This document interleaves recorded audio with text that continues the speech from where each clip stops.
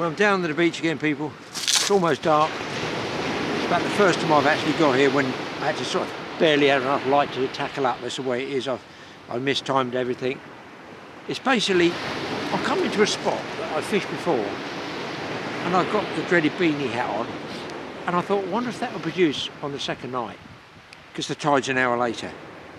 So I'm giving it a shot. At the moment, I've got prawn, but unfortunately a cooked prawn, 2 half-cooked prawns out on one rod, and some old manky frozen ragworm that I'd salted and frozen from about 2 years ago on the other, because I only got half-pound of worms just to give it a go.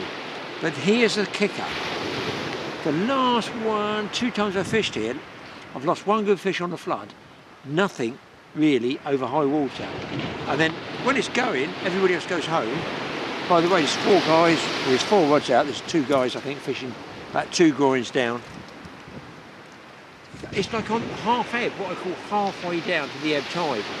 So I'm going to give it a go purely on the fact that I feel when you find fish coming at a certain state of tide, obviously if the weather conditions haven't changed and basically the wind hasn't, you want to hit it again.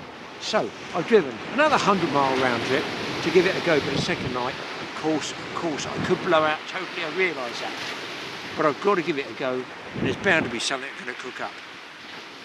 So I'm going to put the old light on now. This one won't last very long.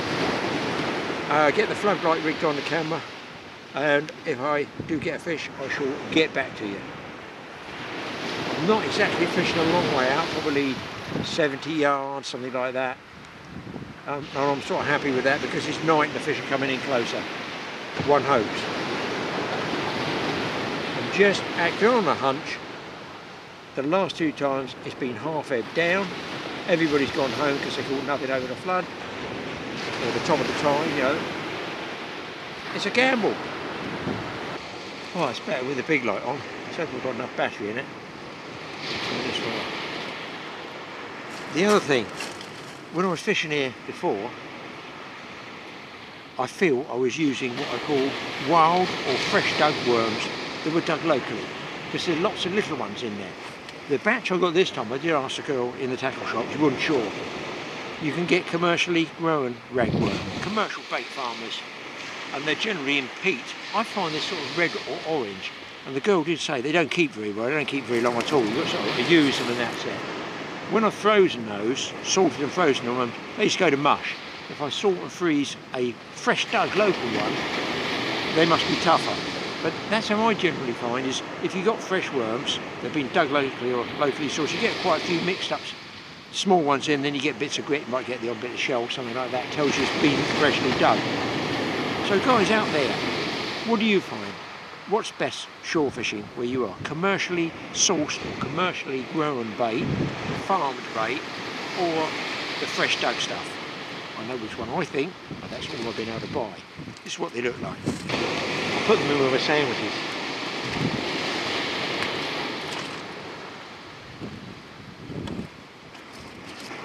And my other bait, which is now leaked everywhere.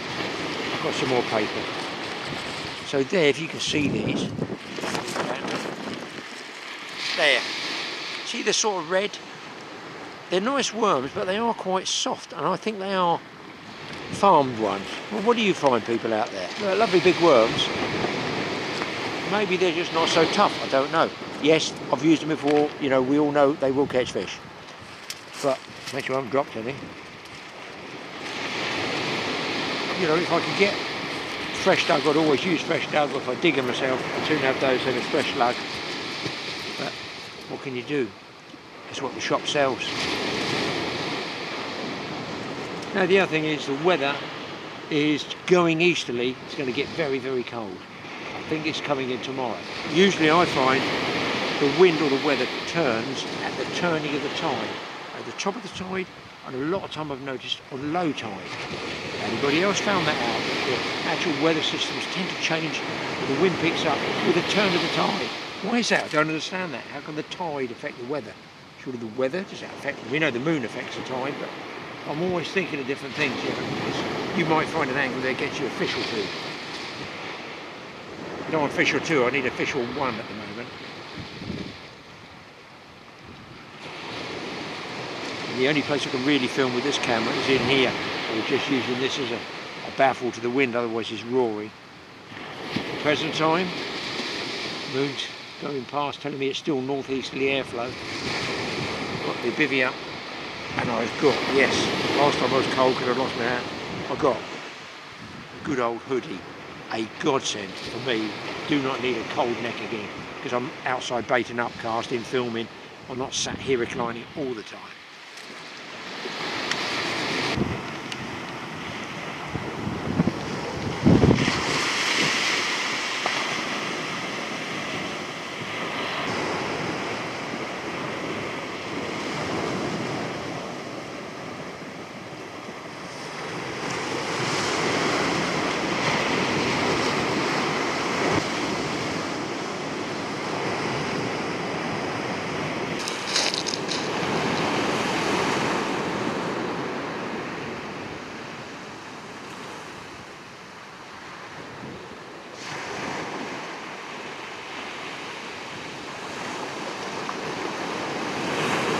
Well, the update is, people, right, I've seen it there. I say 2 bites. It was obviously the same fish came back, hammering bite. It is about 10 to 7. So figure 45 minutes later each day. I've got about 7:15, 7:30 top of the water, still wet on the sand. It's a rising moon, so it's increasing. So it's going to be a little bit later hanging up here.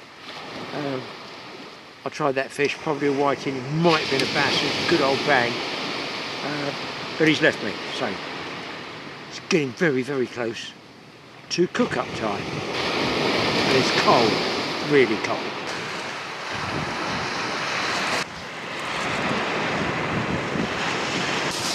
Well, there's nothing happening on the fishing front, so as you can see, it's going to be cook-up time. I'm going to be having some of these. Giant, I'll show you one. I've actually got one of these on the hook out there. Giant king prawns, hold, shell on, so they're peeled. I've peeled them. I'm going to place into my wok some oil. Voila. This is a luxury. A considerable amount of butter. Now, I can't remember whether you put butter in with oil to stop it burning or oil in with butter to stop it burning. It's one or the other. If it works.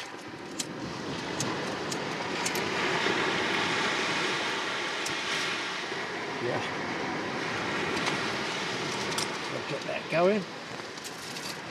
And there, as you can see, guys, is the prawns all peeled, but going with it is, with a piece of grit, whiting goujons caught from last night's trip. So I'll separate those, they're down into sections like this, and they can go on as well. And hopefully we'll have a meal fit for a fisherman who's having a blank. Well, look at it, I had another big bite as well, and yes, missed that one. Don't actually have a great deal of gas pressure there, but I'm sure it's going to be enough to cook this.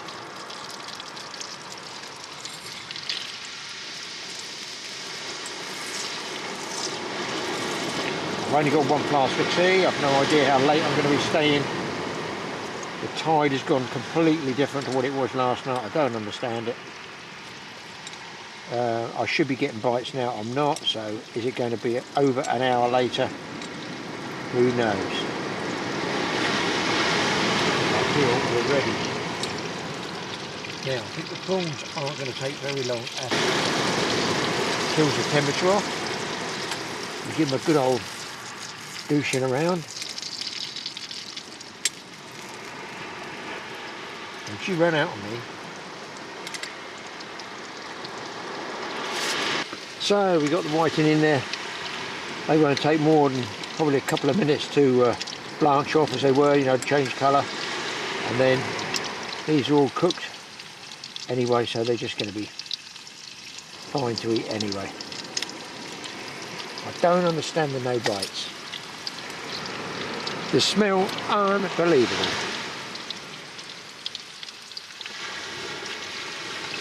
So don't forget these. No, I'm not selling them. The old shell-on cooked whole prawns crevettes. Oh my god, they're called crevettes. I haven't got a clue what that means. Give that a minute, 2 minutes.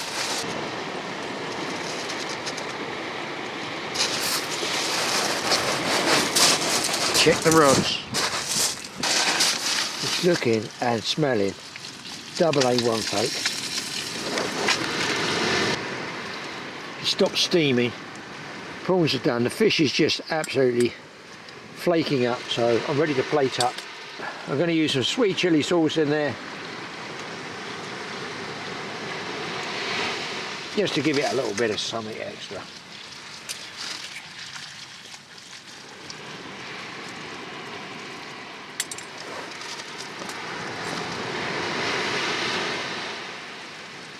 Gives it a little bit of colour as well. You can do salt and pepper, whatever you want. I find the old sweet chilli sauce is as good as anything.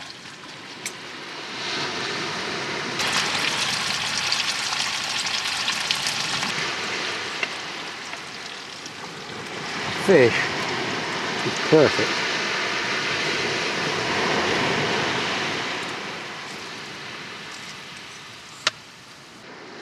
Finish off with a little bit of that juice over there. Don't waste that. It's almost worth putting into a half-pint glass and drinking. Sweet chilli sauce.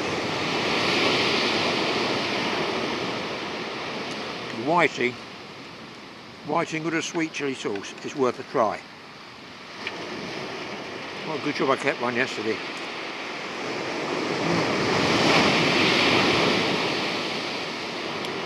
In all honesty, I find prawns fairly tasteless anyway. The whiting, in fact I mean the whiting before the prawns. The whiting is better with a sweet chilli. Couldn't try that again.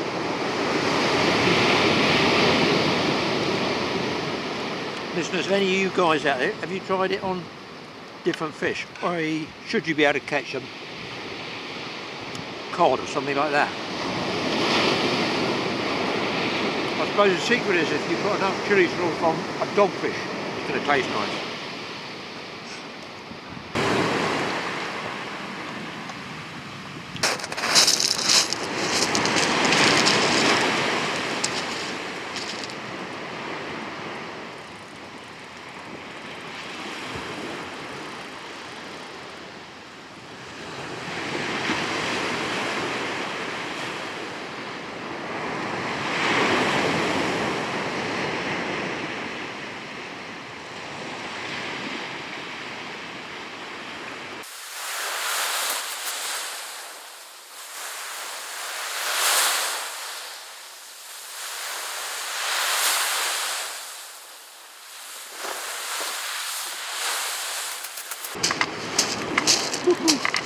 Save the blank, boys.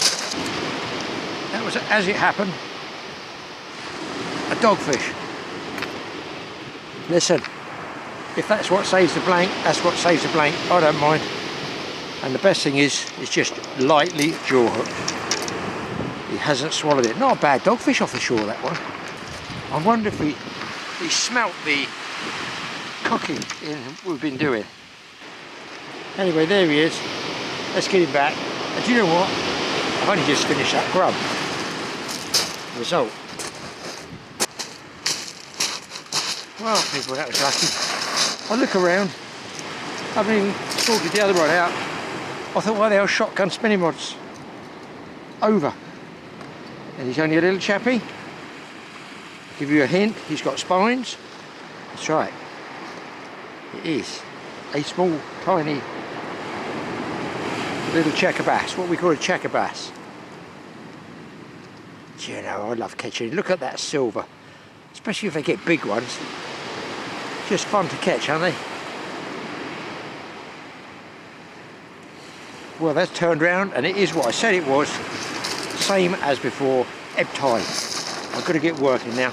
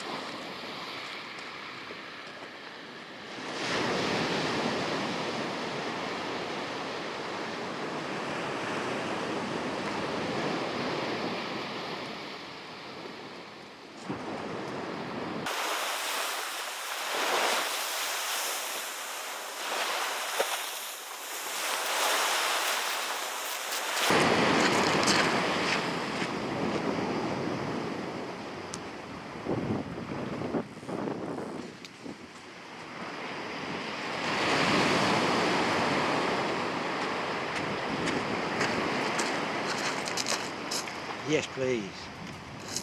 One more, right? Yeah. Gone through another line, but whatever, guys. Another dogfish. They're decent size, look, they're decent sized doggies.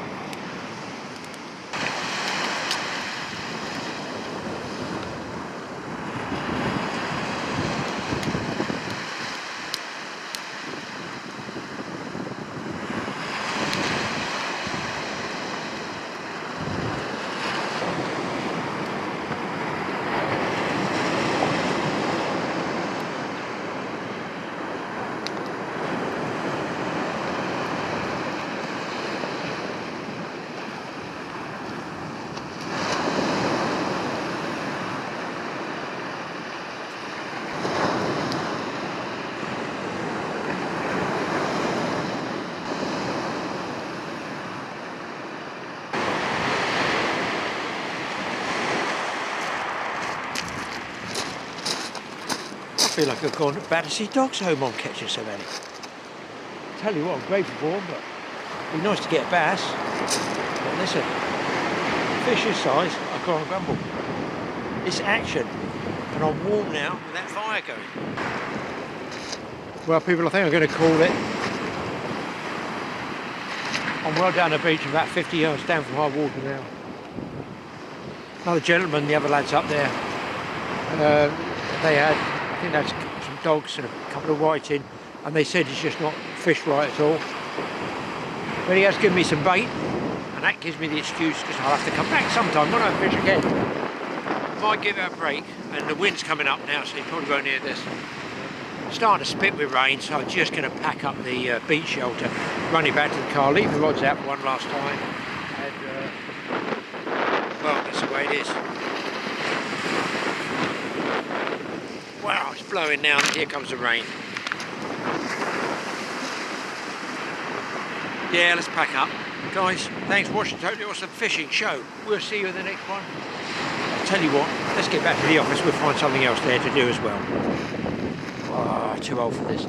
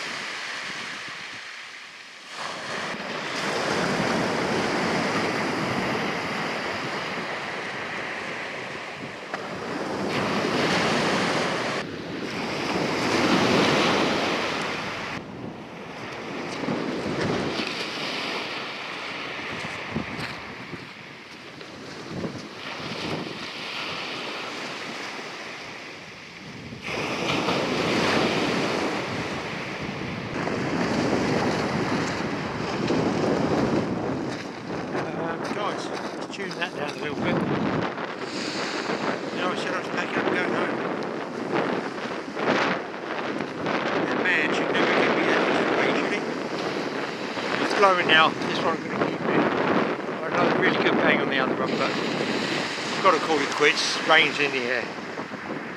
Long drive. Going to be a 1 o'clock in the morning job anyway. So once again, thanks for watching Totally Awesome Fishing Show. See you back in the office. Maybe.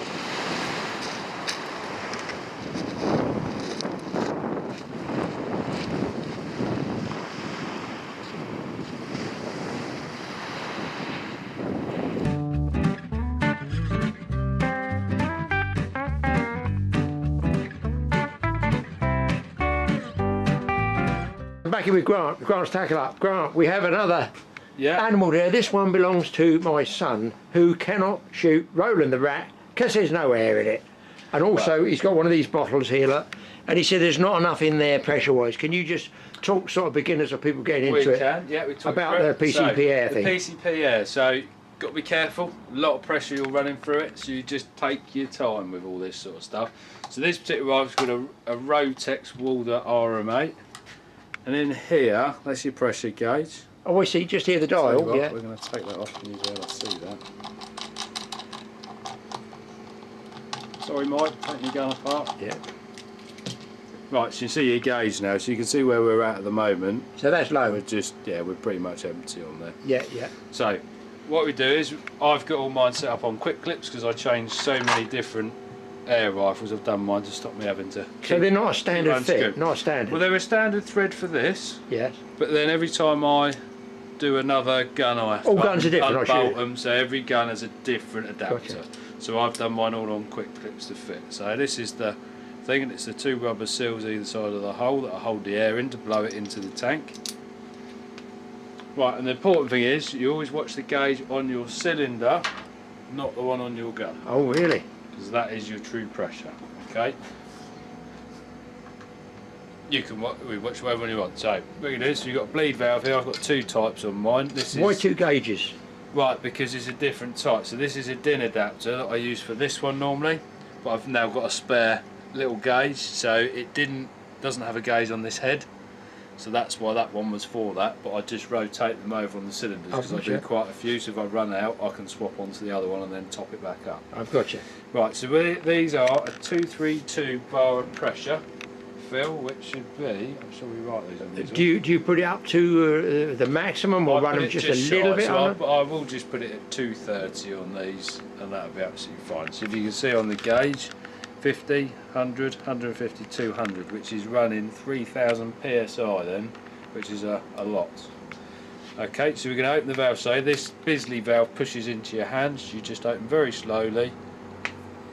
You can see now we're taking on air. You can hear it generally click, which is click then, which is it's filled up and there's back pressure in now, so it will actually start blowing this up. So I never open the valve fast. I leave it nice and slow. Just creep it in. Yeah, and then I slacken it off every now and again just to check. We're going to go right up.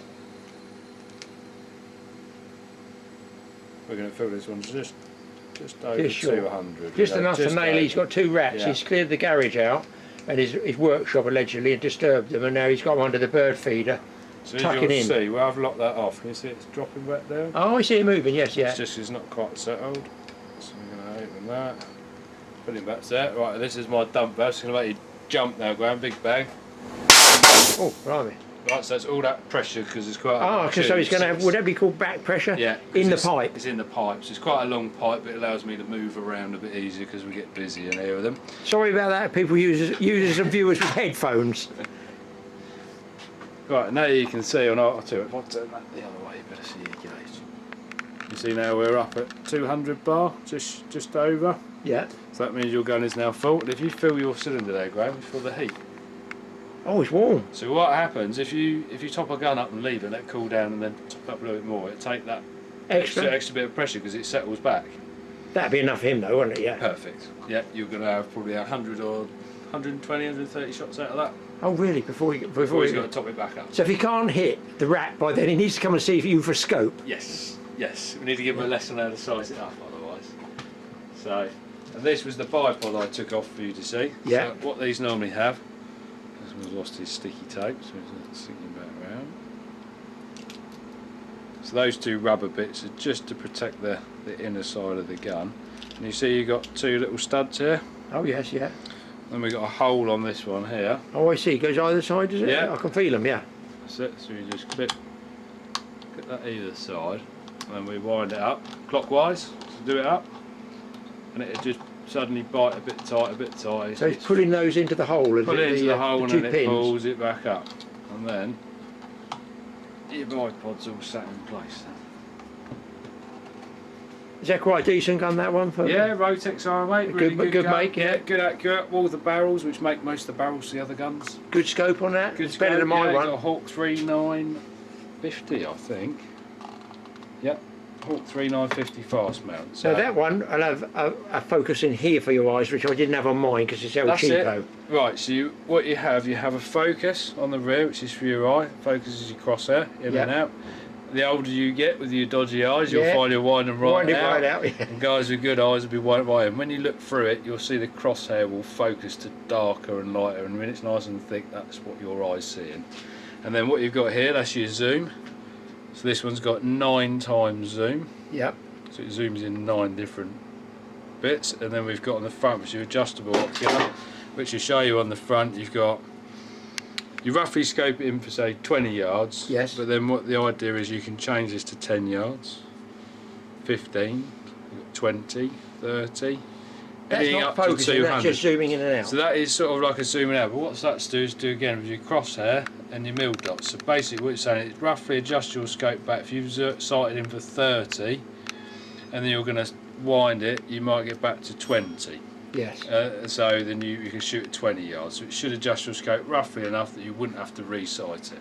Now Mike's got one of these spare bottles. They're okay to use obviously at home. Yeah. Any tips on those? What would go wrong? Valves, seals Really, or anything? so it's just every 5 years is to have a retest, and after the only other possible seal you normally have to check.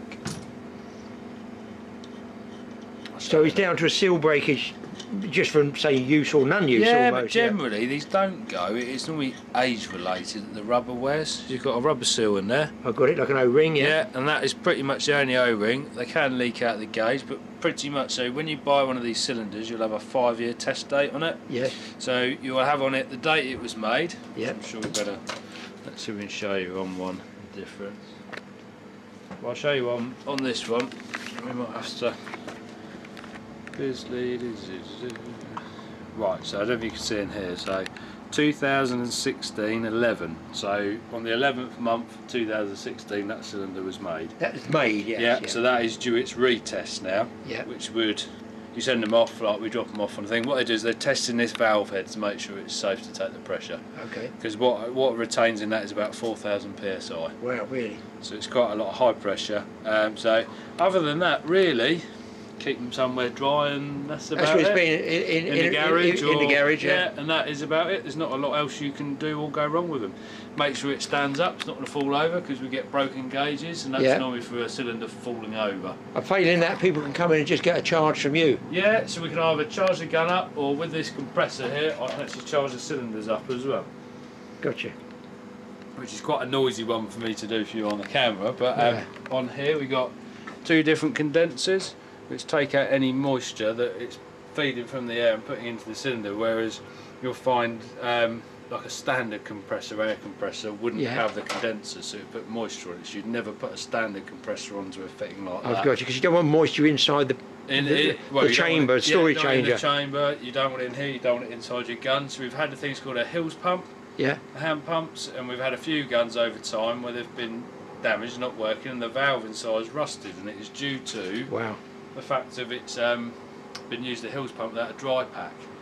Yeah, so I'm thinking it's under pressure, when the moisture's in there, and you need the air to oxidise the moisture, make the rust, but you don't. But it is air, isn't it? So it is air, so it will oxidise and rust. It's going to oxidise itself to hell. Yeah. So other than that, Graeme, that is pretty much. So that should be okay, yeah. That'd be ready to go to do what you've got to do. Could we put a couple of pellets down that just? Yeah. Because you do sighting in as well here, don't you? We do some sighting in, yeah.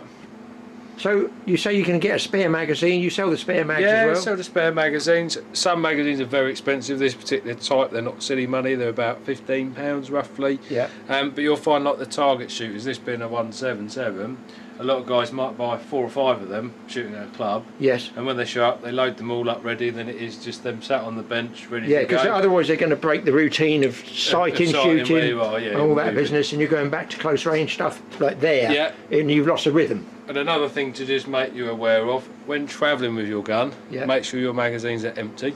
Oh, yeah. Right? Yeah, and make sure they're not in your gun. Yeah. Because the police are not a fan of that. So if it's an empty gun, it's empty. There's no criticism in any formal view. And then if you've got an empty magazine, nothing can be accused of being in the wrong, basically. And Mike's obviously got the cover for it. Anywhere in a public place, I understand you need a cover for it. Yeah, walking up and down the high street. And you have to have a purpose to have it with you as well. Yeah. So if you've got no real purpose, but yeah, we can show you on a target out there. What I'll do, I'll go and stick up a fresh target, and we can see how sighted in your gun is going. Yeah, or Mike. Or how bad my shooting We'll is. see if this rat's going to be safe. Right, so out here we're only probably 10 yards, we're not a lot. I've got a lot of room out the back of the shop, but just to roughly, we test the gun, make sure it's firing correctly. If you target shooting, what are you scoping at 20? 25 yards seems to be about the regular, or they do like field target trial, which is, I think it's about 50 yards, so gotcha. a bit further. So we'll have a go, see if his air rifle works. We're going to shoot the left-hand one.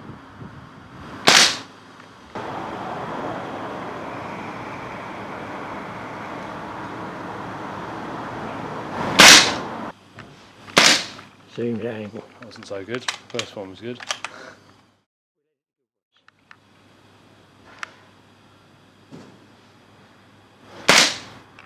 So shooting slightly low and left, but I'll put one in the bullseye there.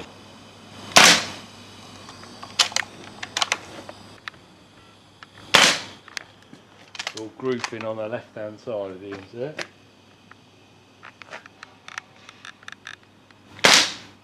So that's your new target we just shot at. You're generally grouping there with a bit of wobbling from me because I was standing up. Notice we've got a couple in the ball there as well, which I just accounted for it being over to the left and went right a little bit. So from my point of view, the size of the rat, you know, that should be game over for Mr. Ratty. It would be, yes, definitely. Oh, brilliant. So guys can come in and get a scope test with you as well. Yeah. Anything else, should anything be leaking or anything like that, you could check seals on guns. We check seals. We also offer like a service for doing the actual calibration of the gun, so a chronograph test. We can give you a printout to make sure your gun is working in its legal limit. So yeah, any of the little bits, do's and don'ts, come and ask. Yeah. Any worries, bring it into you. Yeah, not a problem. Brilliant. Thank you for that, Grant. Thanks, mate.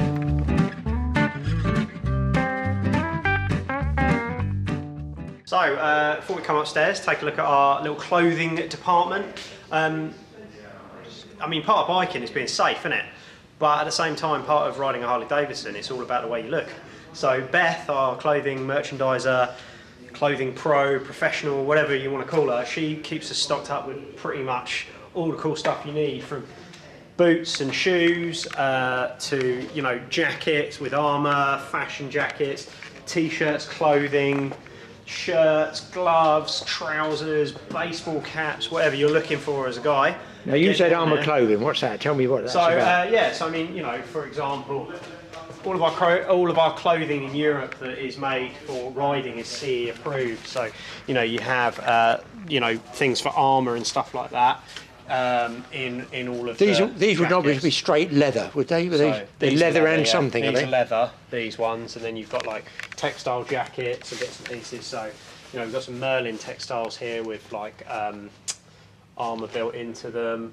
So this will be, oh yeah, I can seal it there. It's like plastic. Textile and leather, just there.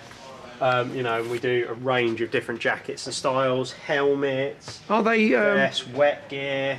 That's what I was coming to. Do they do thermal stuff as well? You know, like if you're on the bike. So some of these could be for heat. So a lot of the jackets are like wind protected and lined. And these still give you. I might just this is, you get safety on this as well. Yeah, absolutely. Do you know what I mean? So if you skate off, you're going along the road. There's armour built into the So arms that's like and solid pieces, like yeah, plastic so- there, so they know where you're going to come Oh, off. yeah, so absolutely. not only that could be a summer type Oh, yeah. outfit, cool day in the winter, you're going to want leathers probably, Yeah. but you don't have to because it's not like wearing an anorak. It's still No, got. absolutely. It's still got. Absolutely, and then. Now traditional leathers are the black ones, I guess, like that type of thing. These I see these. So, you know, traditional Harley jackets. I mean, you know, Harley is not very much about that one-piece suit, is it? It's more about jeans, boots, and a nice black jacket. Let's be Arnold Schwarzenegger for the day. So, yeah, some pretty nice stuff. Beth keeps some pretty cool stuff. Heated gloves, thermal base layers. How do they get heated? Battery or? Yeah, they plug into your battery on your bike. So Oh, you just on the plug bike, yourself not a in, separate plug battery. yourself in and- It's all yeah, there. so- And then, Oh, really? you know, we kit. This base layer, that would be on first. That's what your Yeah, first base layer. layers, Like yeah, I go so- fishing, I put thermals on in the winter, Yeah. then jeans or trousers or Absolutely, whatever. yeah. So base layers are must, especially if you're going to places in Germany in the winter. My God, I was in Cologne a couple of years ago and it was -8. It was And that's freezing. imagine that on a bike, yeah. Yeah, absolutely. So we do jewellery. We do jewellery. All sorts of accessories, ladies' clothing. Now, you can mention, because I saw it, I looked on your website, is it saying, or right up somewhere, saying there's more women than people will imagine are doing Harleys? And I know that because I've seen them down that, when they did that rally. Harley Davidson is massively inclusive in terms of our riders, and you know, both men and women ride a range of different size motorcycles as well. It's all technique rather than worrying about the weight most of the time. Do you get people that have got, say, the husband's got a Harley and then the wife wants her own, absolutely. Of say a slightly lighter version or something like that? Absolutely, yeah, and then we can kit them out with all the clothing they need as well, which is superb, from leather jackets to just nice fashion shirts and bits and pieces. So. Yeah, a lot of clothing there. Yeah, you know, which is cool. One of the big things with Harley Davidson as well is, you know, around the world, every dealer has a range of their own dealer T-shirts with Guildford. So, for example, we've got a range of T-shirts here, all with our Guildford logo on the back. So you can come and buy these T-shirts. They've got Guildford on the back. People collect them. People have, you know, collected them from around the world, made quilts out of them. And Yeah, I can see they'd be collectible because, you know, they're absolutely. not unattractive at all, are they? You know? Customer lounge. Oh, yeah, cool. So fancy a cup of coffee when we're done, Graeme. We've got you Yeah. covered. Yeah, so Very that's all nice, there, which is cool. Do you mind people turning up just to look around and mate, buy stuff so, or have a cup of tea? Or is if you it a guys are bit? going to come and visit us and you want to check out what the atmosphere is like, come to Guildford Harley Davidson on a spring day, on a Saturday. Don't bring your car because you won't fit in the car park. Really? It Yes, is I know. rammed. We have to shut the car park to cars, put a little bike only barrier across, and it's just bikes in and out all day long. We have Fat Boys Diner down here, which is they do amazing food. They come every Saturday, set up, and it's just a hub and hive of activity. Only in the It's worth spring, or is that like a year-round thing? all year round, but in the spring, summer, autumn. So people it's can come on a merry. Saturday. By the time I put this up, you know, it's still bearable weather. It's only not ice. So we're not, you know, obviously as the weather gets colder and wetter, we're not as busy. Yes. But you come on a hot, you know, warm spring, summer day. Yeah. On a Saturday, you can't move in here. It's rammed. Is that right? Really? Yeah, it's fantastic fun. So you'll have a diner outside on a Saturday, guys, and you could come inside if the weather's a come bit inside and have some coffee. iffy. Yeah. And you know, if you're having a service or whatever, who's that handsome guy? Oh yeah. Nah. He's dressed well. Yeah. So yeah, you can come down here and just hang out, really. I mean, it'd be nice if you came bought a motorcycle, but Yeah. you can come and hang out anytime you like. Well, there's people might come in and get ideas from you and think they want it changed, absolutely. customised. Yeah, absolutely. Can I get this? Can I get that? So I can see the Absolutely. potentials there.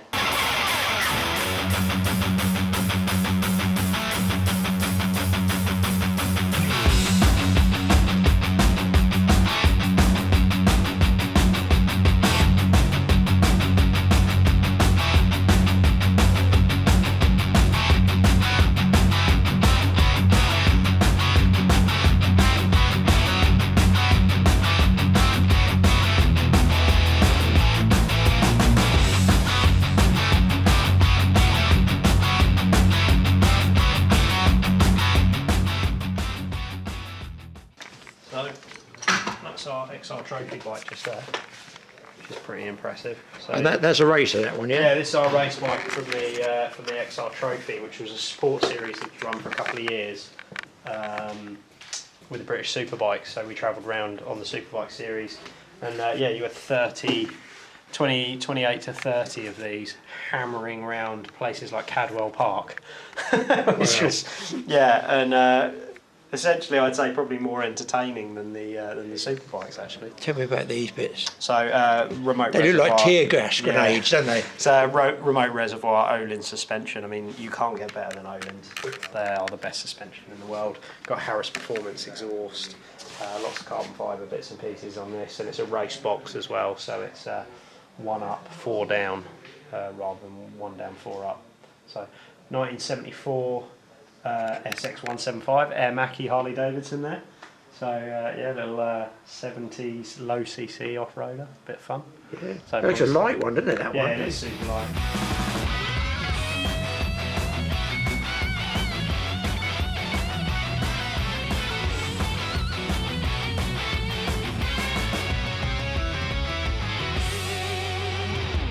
Something that's unique to Guildford Harley, which is pretty cool. Bob, our driver valeter, has a talent for furniture. We actually make furniture. Oh. So, just around here we've got a coffee table made from a 110 cubic inch twin cam engine sitting on a low rider S wheel. A coffee table and then a table lamp. You with can't an say old that's not cylinder. different. It's different, Yeah, isn't absolutely. it? So, you know, we make furniture as well, which is pretty cool. Something different, isn't it? Yeah, it certainly is, absolutely. And lots of used motorcycles up here, including Why so many? this is the Harley Davidson Livewire. So it's an electric motorcycle, does 0 to 60 in 3.5 seconds. Get about 120 miles range out of it. Obviously completely different to a petrol bike, where obviously you get better mileage on the highway. With this one you get better mileage in town because the stop-start obviously regens the battery. Yeah, completely electric. Very cool bit of kit. So this is the Must be a lift somewhere. You think No, so? we've got a lift in the corner. So, yeah, we've got a lift just down there. Tandem to there's what, 50 bikes up here as well. So these are We're one of the biggest Harley Davidson dealerships in the country.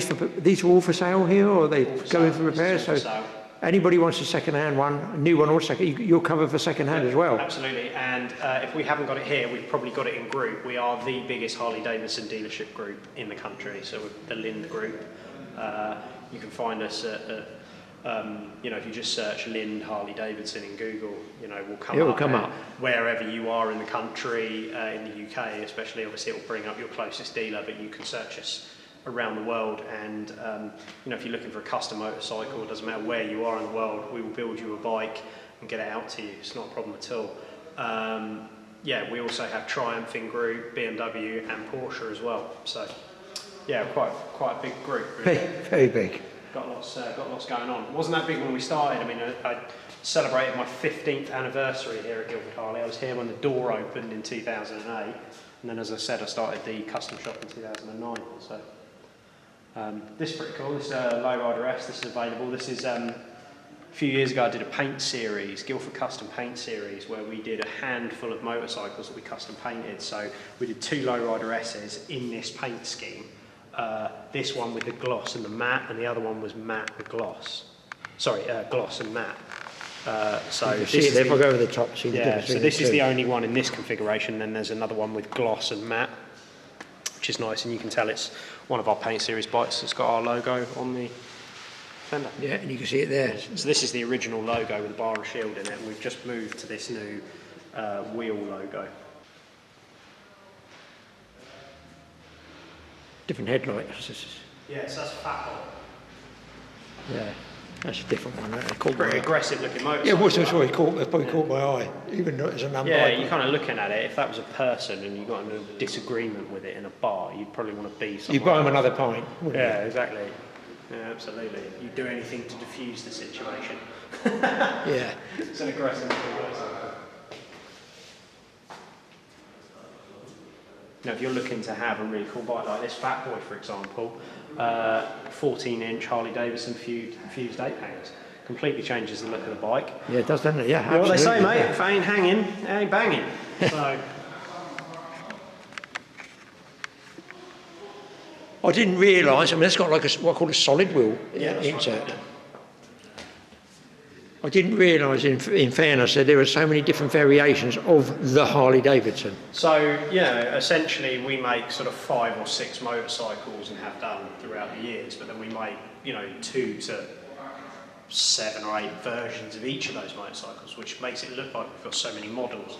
For example, let's take these bikes over here, for example. So, you've got Road King Special, you've got Road Glide Ultra, you've got Ultra Limited, you've got Street Glide CVO, and you've got Road Glide Special just there. Essentially, all of these motorcycles are the same bike underneath. It's just different fairings, different fenders, different wheels, different kind of aesthetic setup. Same engines, pretty much the same engine size and So it's everything? pretty much the same frame, engine, suspension setup, but aesthetically all different because of the fairings and fenders and stuff. One thing I did see when I was filming this rally down at Alien Island, I didn't see a sidecar attachment on any Harleys. Have they ever had them? They have done in the past, but Harley Davidson haven't produced a sidecar for a long time, so longer time now. So. But there we go. That's our Brilliant, that's great. Thank you very much for that.